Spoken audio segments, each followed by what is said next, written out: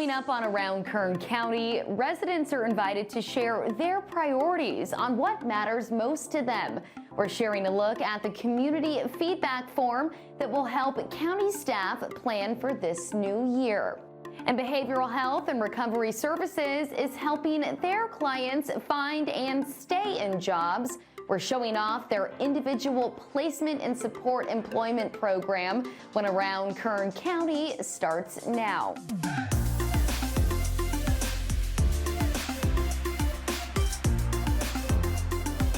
Welcome to this year's first episode of Around Kern County. I'm your host, Allie Soper.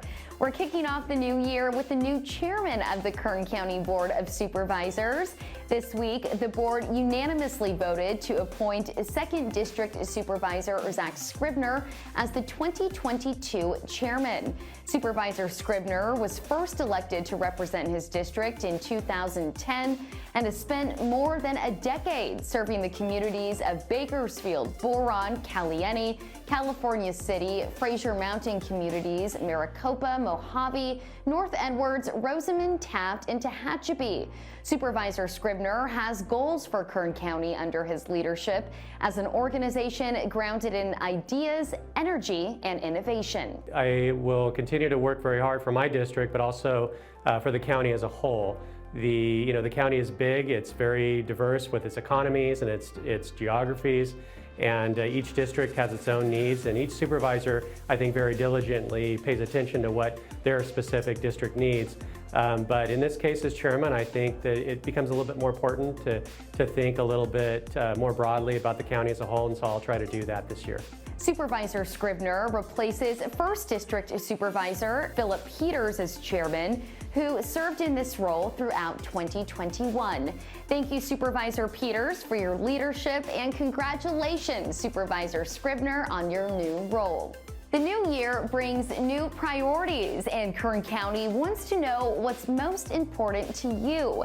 Residents are invited to share their feedback on local services and join in on a community conversation. Right now, you can visit the Kern County website to fill out the Maintaining Safety, Local Control, and Essential Services feedback form. Your input will help ensure Kern County's tradition of responsive and accountable planning as we prioritize the needs of our community this year and for future generations. To get involved, please visit www.kerncounty.com. January is Human Trafficking Awareness Month in Kern County. The Board of Supervisors issued a proclamation this week to the Kern Coalition Against Human Trafficking, which includes social workers, law enforcement officers, prosecutors, and many other advocates throughout our community. I would like to invite members of the board and the residents of Kern County to wear blue this month and stand in solidarity with victims of human trafficking. Blue is the international color for anti-human trafficking, and it is a symbol that makes a statement that we will not tolerate human trafficking in Kern County. To get the word out about this important topic, the Kern County Department of Human Services is sharing a month-long awareness campaign on their social media. To view that information, just search Kern County DHS. Also, in the hopes of drawing attention to the importance of ending human trafficking in our community, our Kern County Administrative Building will shine blue throughout January, the color of this awareness campaign. If you see or suspect human trafficking, you're encouraged to take action. Please call the National Human Trafficking Hotline at 1-888-373-7888 or visit kerndhs.org for a list of resources and more information. Kern County Behavioral Health and Recovery Services is working to help their clients find and stay in jobs through an employment program that provides residents with the resources they need to succeed in our local workforce. Take a look.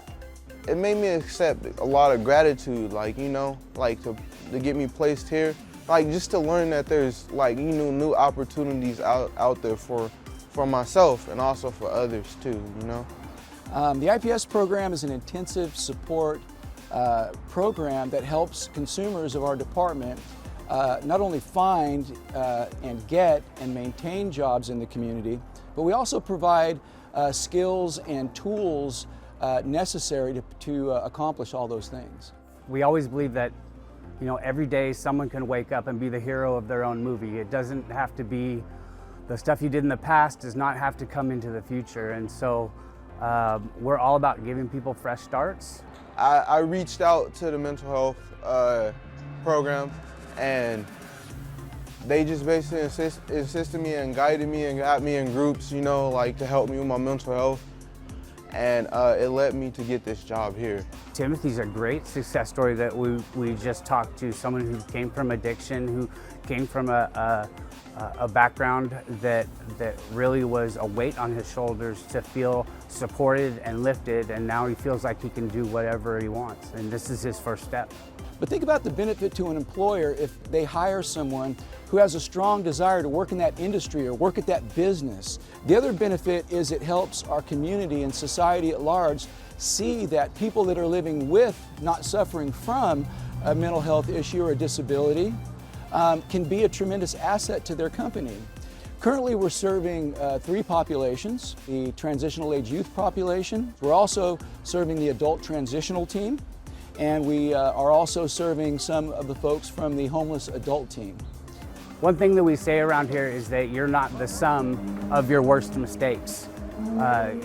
Each day you're ready to start anew, and so there's a reason why that rear view mirror is so small and your windshield is so big. Everything looking forward is what's available to you. Leave the stuff in the past and let's start something new and make the best version of you that we can. Like through the struggles, like through my life, like I really didn't have that much support, like, you know, just to be there and be pushed, you know. But like just to be supported by a team, by this program as well, I mean, it's honestly, it's just a blessing to me, you know, and I'm really grateful. As the new year gets underway, so will the opportunity for residents to enjoy our local libraries. 5 more Kern County Library branches will reopen this month. Baker will reopen on January 10th, Boron on January 14th, California City on January 12th, Holloway Gonzalez on January 27th, and Mojave on January 10th. Each library branch's hours and days of operation are also set to expand. For a complete list of open branches and their hours, please visit kerncountylibrary.org. The library's digital collection also remains available to Kern County residents. Just search kerncounty.org/elibrary. And that does it for us on this week's Around Kern County. If you have a story you'd like to share, please visit kerncounty.com and fill out our Submit a Story form. We'll see you right back here next week.